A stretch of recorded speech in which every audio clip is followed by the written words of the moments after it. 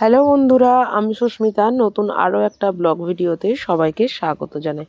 নতুন আরও একটা দিন তোমাদের সাথে শুরু করলাম। কে কোথা থেকে ভিডিওটা দেখছো এবং কেমন আছো অবশ্যই কিন্তু কমেন্ট করে জানিও।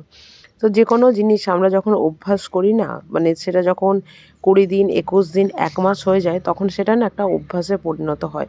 তখন সেটা যদি 2 দিন 1 দিন না করা যায়, তখন মনটা বড় খুঁতখুঁত করে আর কি।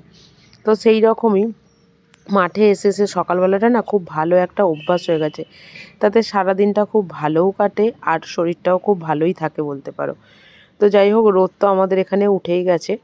তো এসে গাছগুলোতে জল দিয়ে নিচ্ছি, কারণ গাছগুলোতে জল দিয়ে 1-1.5 ঘন্টা থাকলে তারপর অন্যান্য কাজকর্মগুলো করতে পারবো আর কি। আর এদিকে বেশ কিছু টিফিন কৌটো না ধুয়ে মেজে রেখে দিয়েছিলাম, মানে যেগুলো আর এখন কাজে লাগবে না সেই রকম ধরনের কিছু জিনিসপত্র। তো সেগুলোকেই এখানে না শোকানো পর্যন্ত না আমি কোনো ব্যাগ বা কোনো যেখানেই মানে আলমারিতে যেখানেই রাখি না কেন, সেখানে আমি রাখি না। তাতে কৌটোটা শোকাতে 2 দিন 3 দিন 4 দিন যে কদিন সময় লাগে লাগুক, তারপরেই গিয়ে আমি সেই সমস্ত কিছু এগুলোকে গুছিয়ে রাখি আর কি। আর এদিকে টুকটাক কিছু রেখেছি যেগুলো আমার রেগুলার মানে কাজে লাগে আর কি।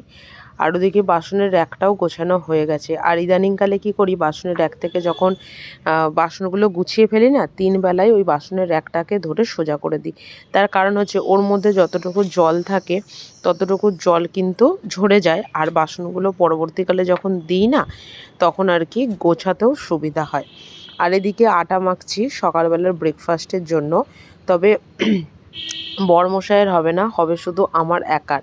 কারণ ও বিশেষ ওই যেটা আমি সকালবেলা এগ রোল টাইপের যেটা করি আর কি রুটির সাথে, মানে আটার সাথে খাওয়ার জন্য, ও খুব একটা ওটা ভালোও বাসে না আর কি। তো যাই হোক, ওদিকে আটাটা মেখে এদিকে ওই যে বাসন রাখার র্যাকটা বললাম, মানে ঝুড়িটা আর কি, ওটাকে এদিকে তোমার হচ্ছে মেজে নিচ্ছি আর কি।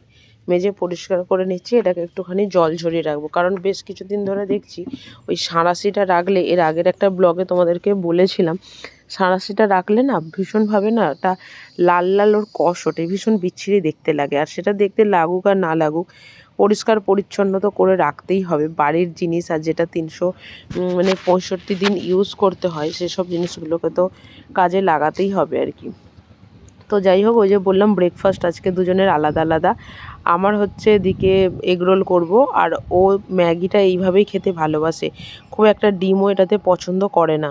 তো যাই হোক, অল্প করে পেঁয়াজটাকে ভেজেছি, কারণ আগের দিন না পেঁয়াজটা একটু বেশি ভেজে ফেলেছিলাম, মানে ওই বেরেস্তা টাইপের হয়ে গেছিলো। আর হালকা একটু তেতো ভাবও চলে এসেছিলো, তাই পেঁয়াজটাকে অল্প একটু ভেজে ম্যাগিটা দিয়ে দিয়েছি। তাতে জলের সাথে সাথে না পেঁয়াজগুলোও আর কি সেদ্ধ হয়ে যাবে। তো মোটামুটি এই যে ওনার ব্রেকফাস্ট তো রেডি। এদিকে ঘর দুয়ারগুলোকে ঝাঁট দিয়ে পরিষ্কার করে নিচ্ছি।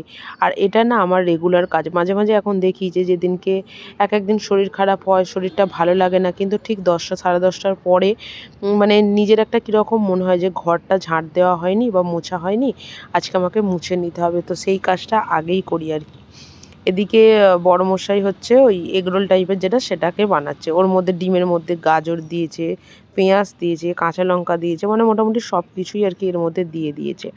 আর ও যতক্ষণ এদিকটা করছে, আমি ততক্ষণ গ্যাসের আশপাশটাকে আর কি পরিষ্কার করে নিচ্ছি। কারণ পরিষ্কার পরিচ্ছন্ন রাখাটা না আমার ভীষণ একটা স্বভাবের মধ্যে আর কি। আর ভালোও লাগে, সেই এখানে এটা পড়ে আছে, ওখানে সেটা পড়ে আছে। আমি জানি পরে একবার ফাইনালি মুছতে হবে, কিন্তু তবুও এই কাজগুলো করে রাখলে না আমার মনে হয় দেখতেও জিনিসটা সুন্দরই লাগে আর কি। এদিকে আমার ব্রেকফাস্টে একটু গাজর, একটু কাঁচা লঙ্কা, একটু পেঁয়াজ, শসা সমস্ত কিছু দিয়ে দিয়েছি। আর ওর ব্রেকফাস্টে হচ্ছে এদিকে ম্যাগি সেদ্ধ, আর ওপর থেকে একটুখানি স্যালাড দিয়ে দিয়েছি। আর আজকে রান্নাবান্নাটা করব একটু অন্যরকম, মানে একটা রেসিপি বানানো রয়েছে, রেসিপিটা খুব তাড়াতাড়ি দেব। আর এদিকে বড়িগুলোকে ভেজে নিচ্ছি। তবে বড়িগুলো না আজকে আমাদের বাড়ির না, আমাদের যে বন্ধু থাকে ওদের বাড়ির। তো বড়িগুলো বেশ ভালো কিন্তু খেতে। আর কি বেশ কিছুদিন আগে পালং শাক নিয়েছিলাম, তো পালং শাকটাকে যাই হোক যে করে হোক একটু উদ্ধার করতে হবে। তো বেশিরভাগটা তো আমি পালং শাকের চচ্চড়িই করি, তবে আজকে পালং শাকটা ভাজা করেছিলাম, ভীষণ সুন্দর খেতেও হয়েছিল। হ্যাঁ, তবে রসুনটা দিতে আমি একদম ভুলে গেছিলাম, যেহেতু পেঁয়াজ দিইনি, একটুখানি পাঁচফোড়ন দিয়ে তার মধ্যে শুকনো লঙ্কা দিয়ে পাঁচফোড়ন মানে শাকটা দিয়ে দিয়েছিলাম। দেওয়ার পর এমনি শাক মানে জলটা শুকিয়ে গেলে একটু ভেজে নিয়ে তার মধ্যে বড়িটা আর কি দিয়ে দিয়েছিলাম। ভীষণ সুন্দর খেতে হয়েছিল। আর এদিকে একটা আলু দই কাতলা দিয়ে একটা গ্রেভি টাইপের রেসিপি বানিয়েছিলাম। সেটাও খুব সুন্দর খেতে হয়েছিল। তবে এটা তোমরা অবশ্যই একটু ট্রাই করো। আমি রেসিপিটা চ্যানেলে অবশ্যই দিয়ে দেবো আর কি। তো যাই হোক, এই যে এদিকে ৩ জনের খাবার বেড়ে নিয়েছি। যেহেতু রিমি নেই, আমরা ৩ জনেই আর কি এখন টুকটাক করে খাওয়া দাওয়া আর কি করে নিচ্ছি আর কি।